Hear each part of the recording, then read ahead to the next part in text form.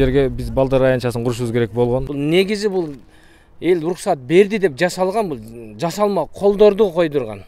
Президентибиз Садыр Нуркожоевич жана Камчыбек Кыдышаевичке кайрылабыз. Мыйзамдуу мамлекетте мыйзамсыз болуп атат. Кирилер квартирант кармайт, мына бунун квартиранты бар, мына айтайын. Бунун квартиранты бар, бунун квартиранты бар. Мына балдар кум ойноп отурушат азыр. Акчаны ким берип атат? Акчаны ким берип атат? Мени кадимгидей эле өзүнүн баласын ургандай эле урат. Бул деген 49 жылга берилген.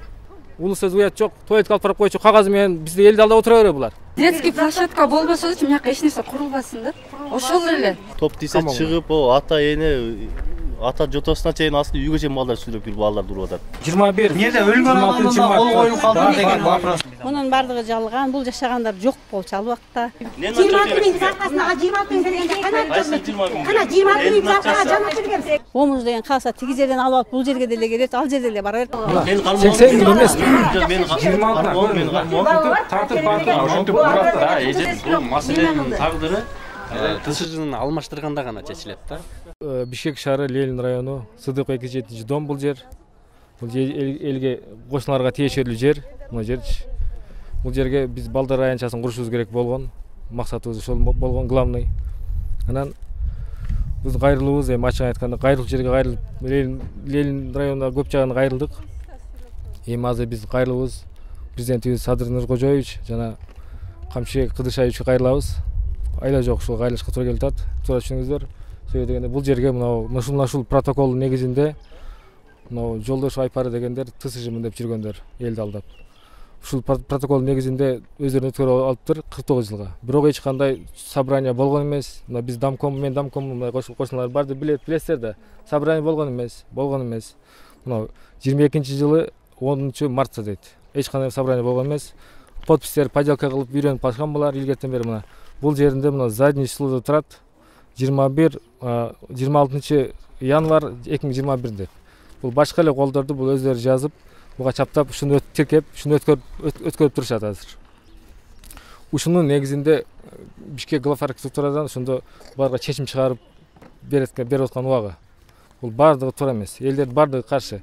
Биз бул жерге балдар аянтчасын куруп, келечекте максат кылып жүрдүк эле болбой да, эми ошого курушубуз керек, Кудай кааласа. Балдар аянтчасы жана бак тийбиз керек. Балдар аянтча ойночу аянтча жок. Бизге мына Молодая гвардия жакын болгон үчүн, бул жерге биз Молодая гвардия жакын болгон үчүн биз коркобуз. Ал жакта жол, центральный жол. Биз ошого бул жерге өзүбүз курайлы деп чечтик эле. Ошого жардам бериңиздер, сураныч. Мамлекеттен бардык органдардан ошол келип текшериңиздер, сураныч. Кандай магазин болуш керек бул жерде? Бул жерде детский площадка болуш керек. Балдар ойнош керек. Кичине парк кылып берсин даже керек болсо, колунан келсе. А мына жолду жабат экенби эмне?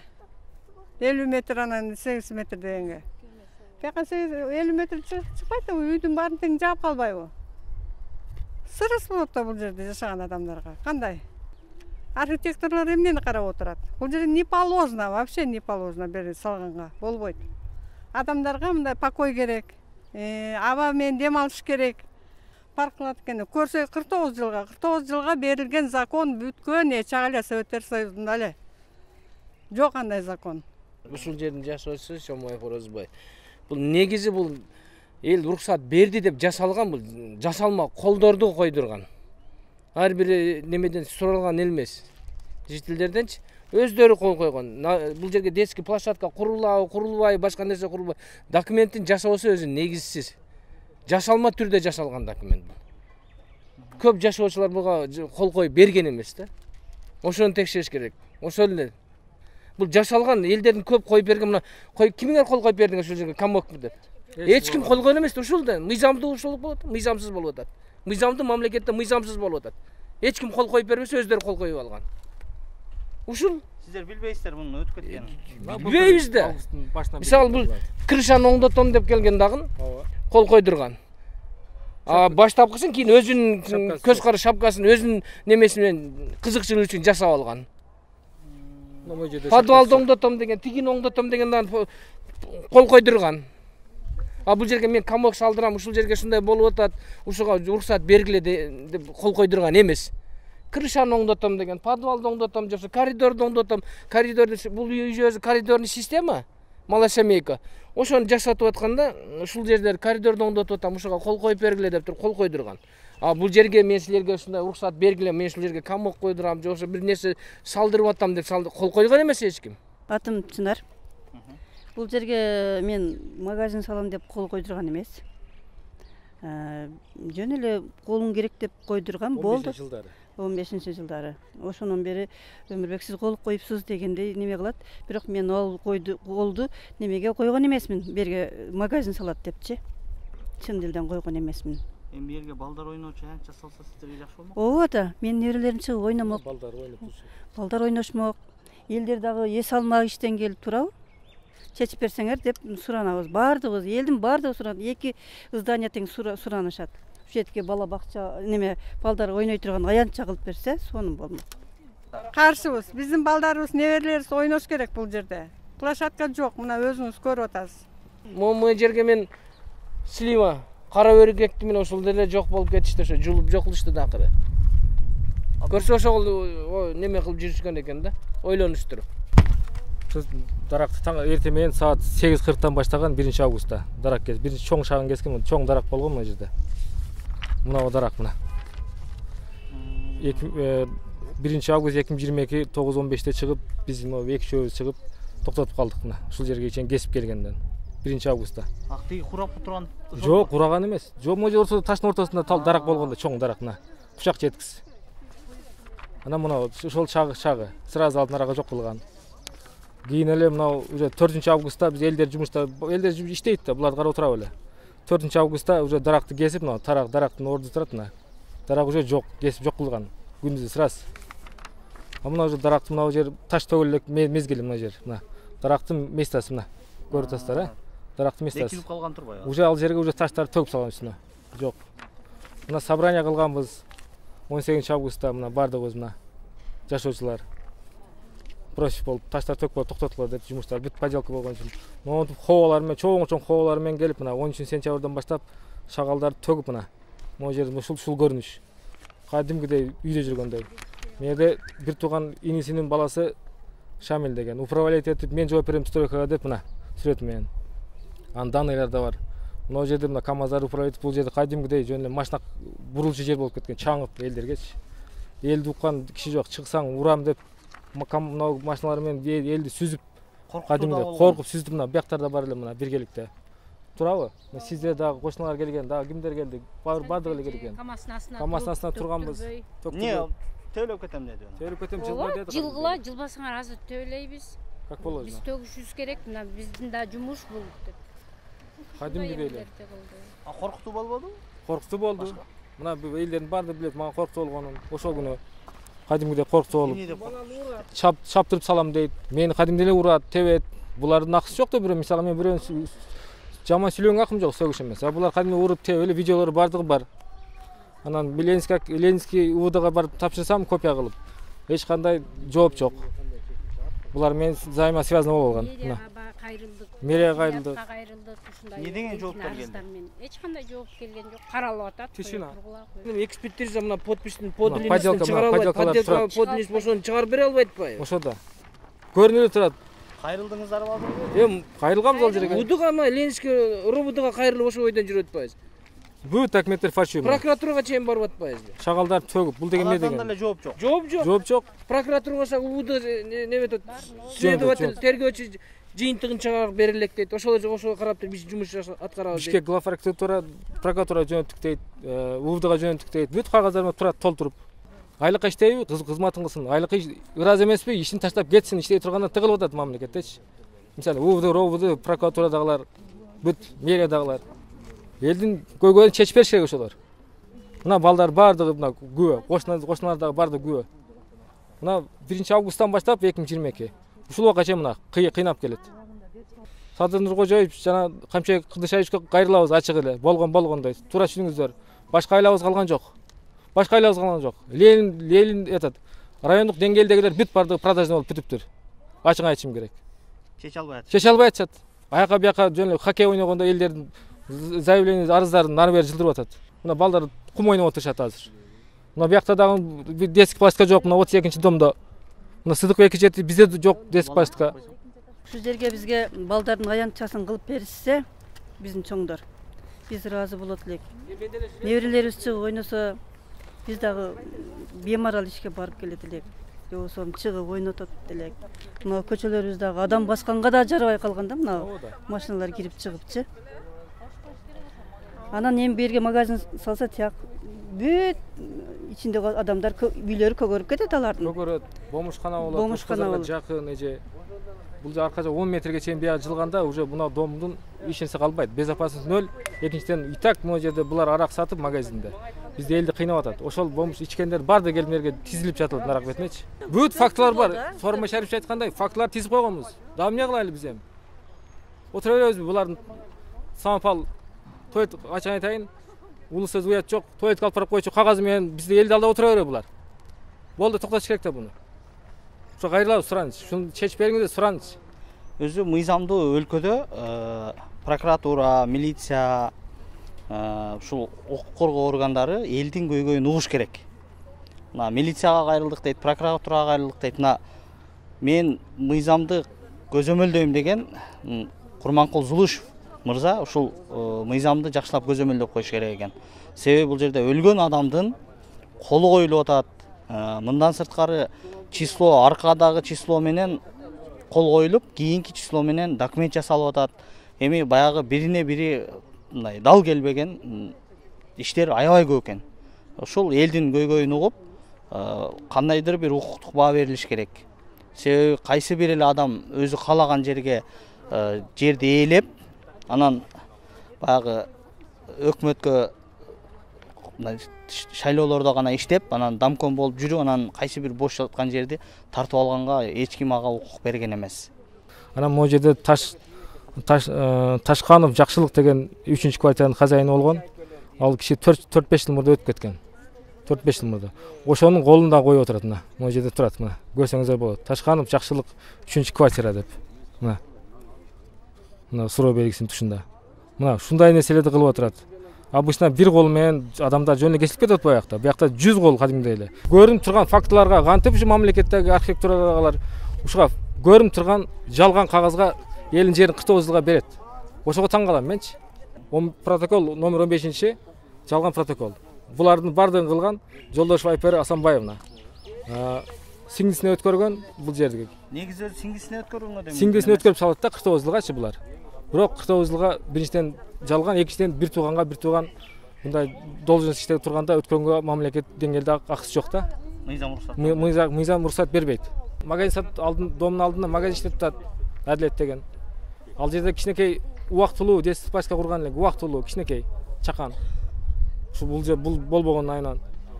Ошол жерге дагы кадимгидей магазин коюп отурат, арактар сатат, бардыгы тополоң. Элдер жалып кылып постоянно мага чалат. Милицияга чалабыз. Милицияда булар менен бирге болуп алганбы? Эч жыйынтык жок. Анан дагы бир Багу деген бар эле. 2 жыл болду, ошондон зорго чыктык. 2 сомдон алган экен ал жергечи. Багу начальниги. Ал жерге 2 сом эмес эле, үстүнө 4 сом булар отуруп, 6 сомдон элдердин атына заквазатура алып жүрүштү. Мисалга бир квартира 30 квадрат болсо, 6 көйсөк 240-тын тегереги элдер төлөп атты. Эч кандай акча. Ошол Багунун через буларды макинасы кылган да, через Багу кылып, спе өздөрүнөн алып качып, через Багуну күнөө кылып, через Багу экөө бирге иштеп аткан да. Багу начальник экөө. Аларга дагы ТСЖнын начальниги менен Багу экөө иштеген. Өздөрүн шайлай берет. Акыркы жолу шайланган экен, мен текшерип келдим. 2020 11-декабрда. 2020 11-декабрда өзүн шайлаптыр. Өзүн өзү. Эч ким шайлаган жок, мына эч ким чыккан эмес. Ушу 4 сотук жерди талаш үчүн ушунча документ. Ушунча документ. Прокуратура, Ленинский ВД бардыгы бар. Эми бул качан кескен тургандарын бүт чыгарганбыз. Урматтуу баш прокурор, мына монча документти көргөндө өзүңүз деле уялсаңыз керек. Монча документти көтөрүп, мыйзамдаштырып, ушуну талашып жүргөн элдин мына ыйын уксаңыз керек деген ойдомун. Себеби бардык документ бар. Керек болсо кайсы күнү даракты кайсы саатта кыркканына чейин тактап жазып коюштур да. Эгер ушуну тактап жаза албасаңыздар, анда сиздер ал жерде олтурганга акыңыздар деле жокко дейм. Азбы домдун алдыларын көрсөк болобу? Көрсөк болот. Жүрүңүздөр. Бардыгыңыздар өтө эле. Мына биздин элдин Сыдык 27 жашоочуларын патриоттук сезимдерин ойготоюн деп жашоочулар, активисттер мына жерге желекте ийилдик. кичинекей убактылуу гана кичинекей балдар аянтчасын жасаганбыз да. Илдик мына көрүнүп турат. Эми балдарды ушул жерде ойнотууга аргасы экен да. Азыр аргасы болуп атабыз да. Бул жер себебинен мыякта арак сатылат. Бомуштар жүрөт берди. Түндө саат 3-4гө чейин ушу бомушкандан бери могу кошуналардын баардыгы жалп кылат. Тополоң.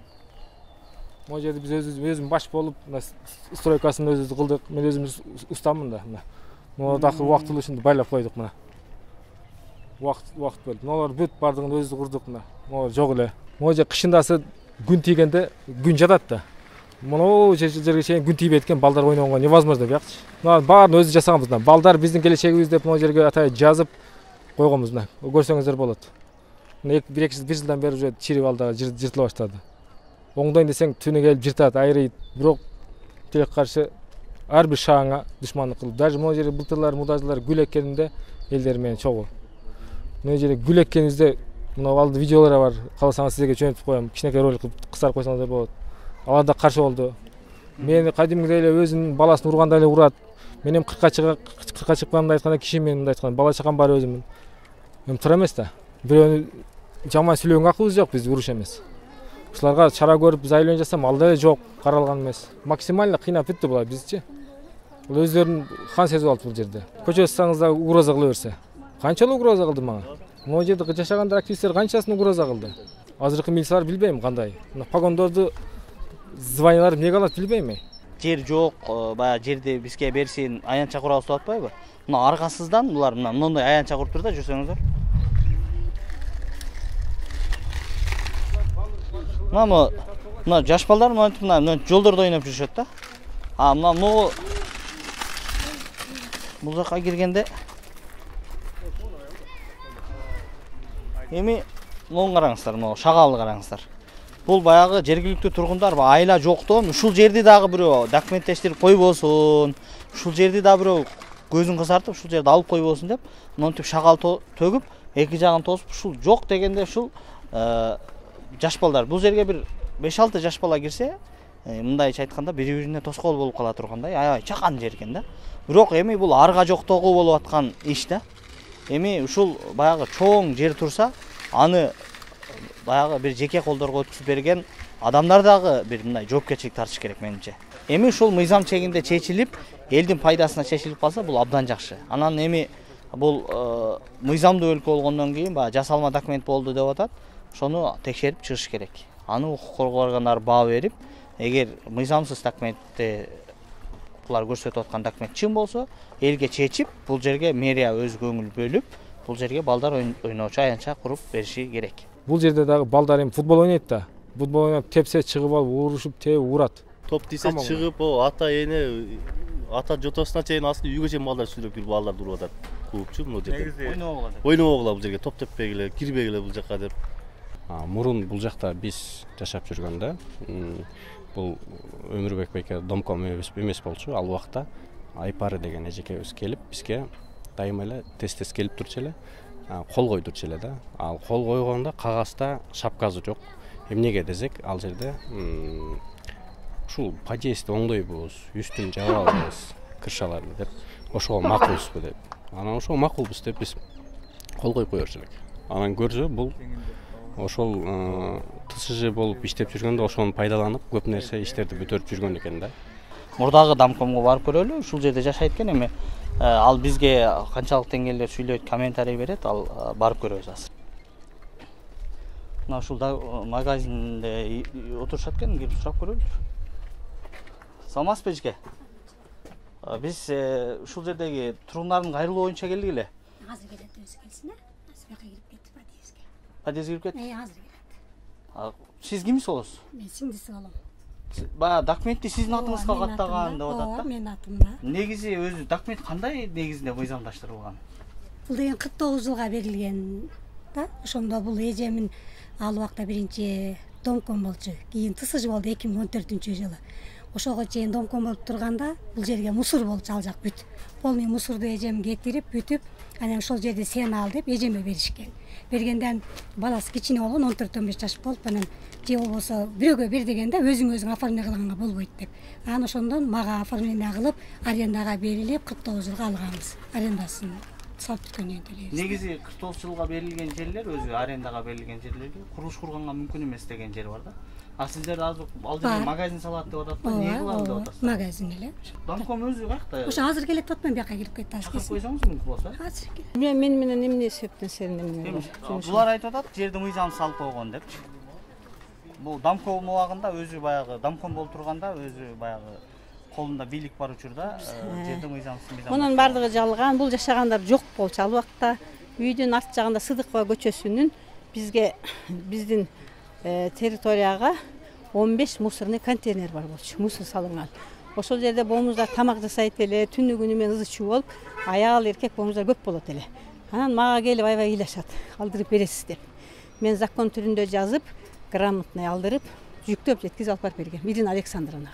Балам кичинекей 14-15 жашта болот, анан сиңдим оформдоо эткенбиз. Законный түрдө арендага 49 жылга берилген. Анын баардыгы кургандан кийин $15.000 төлөнөт. Ал жерде жазылган үйдүн бүт көйгөйлөрүн сырдаган жерин сырдайт, тазалаган тазалайт, жап деген жерин жабайт, жама деген жерин жамайт. Ал жерге магазин, компьютерный зал, аптечный пункт деген бар. Эми компьютерный зал болбошу мүмкүн, көрөбүз аны. Жок, магазинде арак сатпайм, мен эч кандай боомуз көбөйбөйт. Боомуз деген калса тиги жерден алып алып бул жерге деле келет, ал жерде деле бара берет. Наоборот, мурда ушул жерде ууру деген кирет эле. Биз карап Бул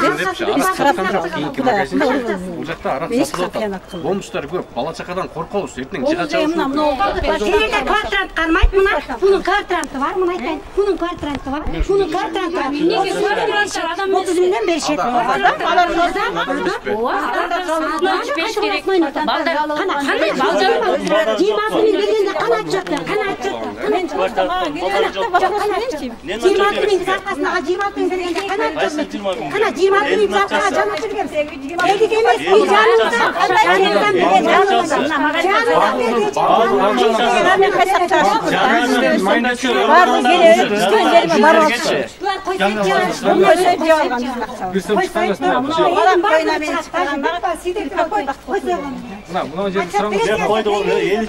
Мына жерде протокол турат, ана. Протокол 15-ci протокол 22-ci жыл. Элдин акчасы болуп, жаңы март 22. Ушул кайсы качан собрание кылдыңыз дейсиз мына? Туттуңуз мына. Жок, бул жыртып жок кылмаңыз. Мына 22, бирок менде задний число турат мына 21. Эмнеде өлгөн адамда кол коюлуп калды деген вопрос болот. Могу жерде мына мага просить берге барып жазганыңызда 21-ci жыл 19 январда. Сен пропискасы жоктун? Жок. Ошондо Токонова деген аял Ташканов Жакшылык деген 5 жыл мурда өлгөн кишинин колуган эмне койдуңуздар? Бул бир кызындагы деген бирөт чалган. Могу жерде собрание болбой туруп, тузууга берди. Ошого закон барбы жокпу? Бар. Закондо пайдалык попуска закон ченеминде жооп бериш керек бар. Мурда койгулойт. Мен 23-жылы кол койдум, 23-жылы койдуп берейин. Могу жерде баардык мына жалптар болот мээде. Ошолар чалып, постоянно чалат. Аянай сураны тамкомчу. Милицияга чалып коюңузчу, номер жөнөтүңүзчү. Тополон кыйкылып ичип аткан могу жерде. Кечинес келсеңиздер көрөсүздөр. Эмес, детский площадка болбосочу, мияка эч нерсе курулбасын да. Ошол эле. Болбосо да максатыбыз ошо, эчтеке курулбасын. Собственный ээлери Курулбасын да. Ошону эле карап бергиле главный. Ошол немеде тысызынын крышаны жабам деп, анан коридорду оңдойм деп, подвал оңдойм деп. Жок. Ал өзүн дагы крышанын үстүн мына бул жерде 58 менен 57 аябай биз багуу менен договор түзүп мен председатель. Ал бизге чек жиберет эле за мест пользование за место общего пользования уход кыла турган. Содержание и уход. Анан бир контейнер казып алып жапкандан кийин бул элден туктап чөнтөгүнө салып ошол бойдон жок. Эч кандай. Жок. Кана. Канча 82 миңби? 26 айдан бери 5 миңден айлык берип атамбы? Ошолар. Мына берип атам. Кол жууган мерим деген эжеге берип атамбы? Сен 1000 сом берип койсуң, 1000 5 миңден. 5 миңден. Мурда 7 миңден. Общий 24. Булар эч ким эмес бул жерде. Квартирант болчу. Бийине казай болбосуздар. Берип, согласия кылып, андай жуубайт. Группага жөнөтөм. Булар группада жок. 2500дөн 100 киши группада бар. Акиматка жалобалар барган бүт квартиранттар. Биринчи Батирдин жеке менчик ээси Сыдыков 207 ТСЖсынын төрайымы болом. Жолдошубай Барасанбай айна. Шайлаган эмес. Ешким шайлаган эмес. 20-20-жылы барып шайланды деди. 2 жылдан бүткөн. Мына булардын фальшивый документи дагы 2 жыл мында бүткөн. 80 миң берген. 80 миң эмес. 26 тартып ошентип буракта эже. Мен кармай турум. Мен 2018 сатып алдым. Мына өмүр бою тамкан болду нече ушул да. 2018 сатып алып коридорго кирсем, свет эмес сасып кеткен коридорлор көчүп түшүп калган. Багу деп келип атты же ошондочу. Бер багуга мен берген эмесмин ошондо. Багуда мен 8 миңди төлөгөн эмесмин. 7 миң сом карыз болуп келдик. Мен 1 жыл 2 жыл төлөбөй туруп, дагы ким Нурлан сен да бергенсиң, а? Мен маңдайымда мына бала болчу.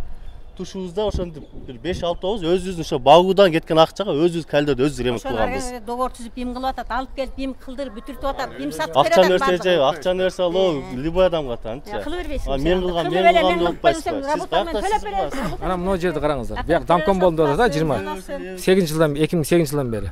Мына проводтор тартып коюң. Безопасность. Ушу проводтор ушул адам бар малына тартылды Ош базарга. Безопасность. Үзүлсө токтатсам не болот? Туурабы? Не болот? Мен постоянно заявление жазам. Акиматка барып. Кайра эле запрет. Отказ кылдырып коет. Менден запрет менден сурабайт. Бул маселенин тагдыры ТСЖнын алмаштырганда гана чечилет да. Жада калса бул жерде магазиндин алдындан суу, газдар өтөт. Бул деле не положенный. Бул деген красный зонада турат бардыгы. Мейли төсүн, сиренин кылсын, жарылып аткан жок деп. Урматтуу көрөрмандар, мына жергиликтүү тургундар айтып аткан жер мына ушул жер. Бул жагы мынагы Сыдыков деген көчө. Бул жагы баягы жаштар көбүрөөк баскан баягы Молодая гвардия деген. Анан бул жагы баягы ызы чуусу бүтпөгөн Ош базар. Бул жер ошол эки баягы адам көп жүргөн жердин ортосуна жайгашкан. Эми бул жердин окуясы мындай. Бул жерде бул дом ушул экөөсү баягы коридорный тип деп айтып коюшат. Ошол салынган дом. Бул эми баягы Союз учурунда, Хрущевдун учурунда салынган үйлөрдөн да. Ошол эми ушул баягы бош калган жерди мурдагы Домком мына ушул жерде ээлеп, кыркчу дарагын кыркып, анан мындай шакалдарын төгүп баягы курганга даярданыптыр. Эми шаардык архитектуралык курулуш башкармалыгы бул жерди көрсө өздөрү деле коркуп кетсе керек. Себеби архитектуранын планында үйдүн айланасында бош жер болуш керек. Мындан сырткары домдун ар бир домдун айланасын карасаңыздар, баягы көрктөндүрүп, жашылдандырып, анан баягы балдар ойночу аянтчаларын салышат. Эми бул жерге баягы балдардын ойной турган жерин салып койсо аябай бир сонун болмок экен. Тилекке каршы Домком аны жасагандын ордуна баягы өзү кызыкчылыгы үчүн мондой шагалды алып келип төгүп, эми келечекте бу жерге бир заңкайган бир интернет клуб салам дептир, аптека салам дептир, магазин салам дептир. Мен ошол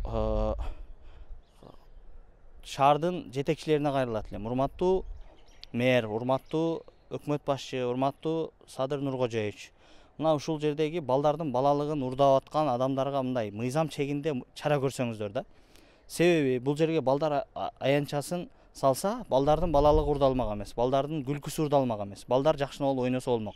Азыр мына бул жерде айланада жаш балдар машина көп өткөн баягы Молодая гвардия көчөсү менен ары бери чуркап жүрүшөт. Ошого ушул жерге бир жакшы бир балдар аянчасын салып берсе, биз бул жерге балдар аянчасын салат элек деп мынакей жергиликтүү тургундар суранып атышат.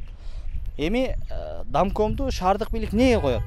Домкомду шаардык бийлик ошол биздин колго кол, бутка бут болсун деп, ошол эл менен тыгыз иштешип, элдин көйгөйлөрүн чечип, биздин ошол домдогу өкүлүбүз болсун деп коет. Анан баягы эки-экиден араздашкандарды жараштырсын деп коет.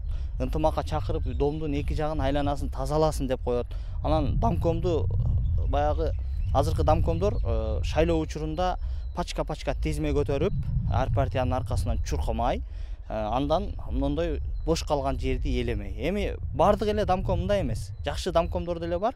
Айрым Домкомдорду карасаңыздар, үйдүн айланасын жашылдандырып, мондой таш төккөндүн ордуна, мондой өңгүл-дөңгүл кылгандын ордуна жакшына кылып бир домдун сыртын краскалап сүртүп койгон. Мурдагы домкомдун кандай иштегенин, домдун сырты, могу дарактардын буталбай турганы, анан монтип төгүлгөн шагылдан эле билсеңиздер болот. Эми жогорку бийлик өкүлдөрү, ошо мыйзамды биз көзөмөлдөйбүз деген башкы прокуратура, ушул мыйзамдуулукту карап берсеңиздер. Бул жерде 120дай кожолук өздөрүнүн 4 сотук жерин ала албай бара. Балдарынын келечегин ала албай бара. Шуну чечип берсеңиздер деп сиздерден үмүт кылат. Аман болуңуздар.